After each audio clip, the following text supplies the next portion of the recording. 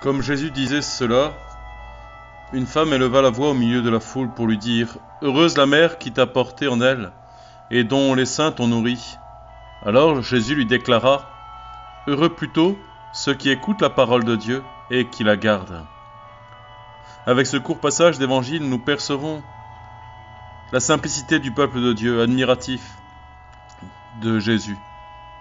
Cette femme s'exprime spontanément. Le Seigneur accepte avec plaisir ce compliment qui est fait à Marie sa mère. Et il préfère ajouter quelque chose, lui donner de grandir dans le mystère de la découverte de Marie sa mère. Heureux plutôt ceux qui écoutent la parole de Dieu et qui la gardent.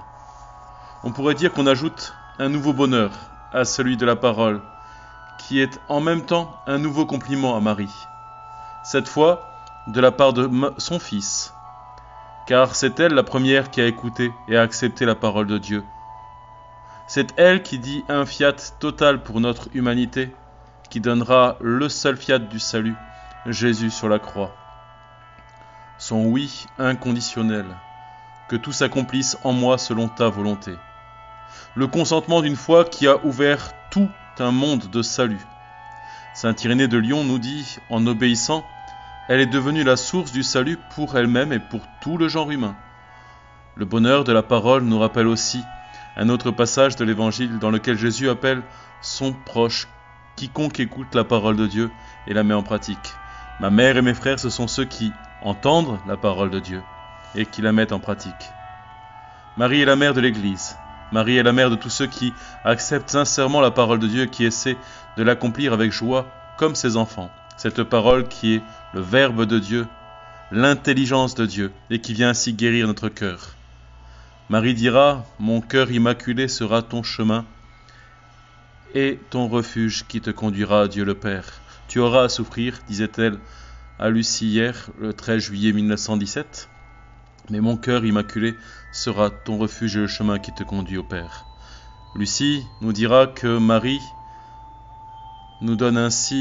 Jésus nous donne ainsi, en ce siècle, les armes pour la guérison, le chapelet,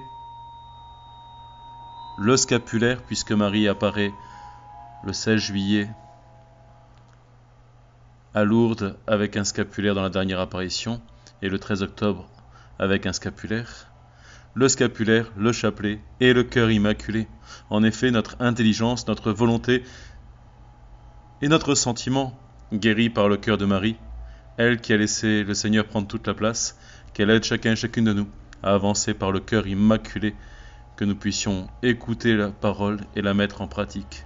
Ceci indiquera un changement radical dans notre vie de tous les jours.